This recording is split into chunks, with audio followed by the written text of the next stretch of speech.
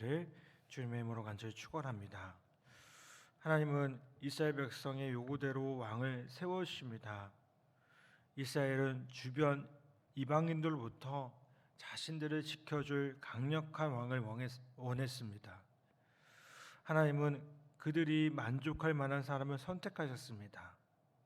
이스라엘의 첫 번째 왕이 된 사울은 왕이 될 당시에 하나님 마음에 합한 사람이었던 것입니다. 사울은 무엇 때문에 하나님께 선택받았겠습니까? 사울의 아버지는 힘과 부를 모두 가진 유력한 사람이었으며 사울 자신도 출중한 외모로 사람들에게 호감을 살 만한 인물이었습니다.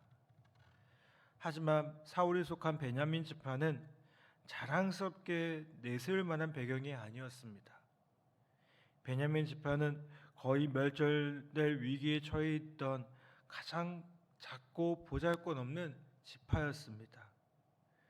그런 지파에서 이스라엘 12지파를 모두 통솔할 왕이 나오리라고는 누구도 생각할 수 없었던 것입니다. 그러나 하나님은 왜 특별히 이 베냐민 지파 사람 사울을 선택하셨겠습니까? 하나님은 스스로 가장 작고 보잘것없다고 여기는 겸손한 삶을 쓰시기 때문임을 보게 됩니다.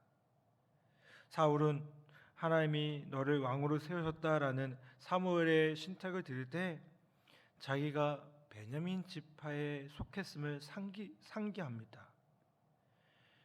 이스라엘 지파 중에 가장 작고 초라한 지파에서 어떻게 왕이 나오겠냐는 것입니다. 이처럼 사울은 자신의 한계를 아는 겸손한 사람이었습니다. 여러분, 하나님이 거만한 자를 비우시고 겸손한 자에게는 한량없는 은혜를 베푸시는 것을 보게 됩니다. 하나님을 의지하지 않고도 살 수 있다고 믿는 거만한 사람은 일이 잘 되면 스스로 영광을 취합니다. 하지만 겸손한 사람은 자기가 얻은 모든 성취가 하나님 주신 것임을 알기 때문에 하나님께 영광을 돌리는 것을 바라보게 됩니다. 여러분, 하나님께 인정받고 쓰임받기 위해서는 하나님과 사람 앞에서 자신을 낮추는 겸손한 자가 되어야 될 줄 믿습니다. 어느 날 사울의 아버지가 기르던 암나귀들 중 몇 마리가 보이지 않았습니다. 기스는 사울의 아들 사울에게 사환을 데리고 와서 암나귀들을 찾아오라고 지시했습니다. 사울은 이 일이 얼마나 어려운지를 잘 알고 있었을 것입니다. 하지만 그는 온전히 순종했습니다. 그에게 암나귀를 찾기 위해 가야 하는 먼 길도 그 과정에서 겪게 될 험난의 일들에도 주저하지 않았습니다. 오로지 아버지의 뜻만 중요했습니다. 그는 암나귀들을 찾기 위해 갈 수 있는 곳들을 샅샅이 지시고 다녔습니다. 아버지가 볼 수 없는 곳에서도 철저히 순종했던 것입니다. 하나님은 이러한 사울을 사무엘에게 인도하시고 왕으로 세우셨습니다. 여러분, 이처럼 순종은 어려움이 따르는 일이지만 그 결과는 영광임을 보게 됩니다. 여러분, 우리의 가정, 직장, 그런 모습 사회 안에서도요, 우리가 마땅히 순종해야 될 권위가 있음을 보게 됩니다. 우리는 그들의 요구가 하나님의 뜻을 거역하는 일이 아닌 이상 자존심과 고집을 내려놓고 그들의 뜻에 따라야 합니다. 여러분, 우리 구주 예수님은 십자가를 지시기까지 하나님의 뜻에 순종하셨습니다. 그 결과가 무엇입니까?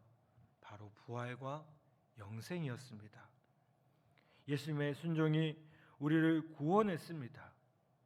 여러분, 하나님은 지금도 당신의 뜻에 기꺼이 순종하는 사람들을 찾으시고 그들을 통해서 당신의 뜻을 이루어 가십니다.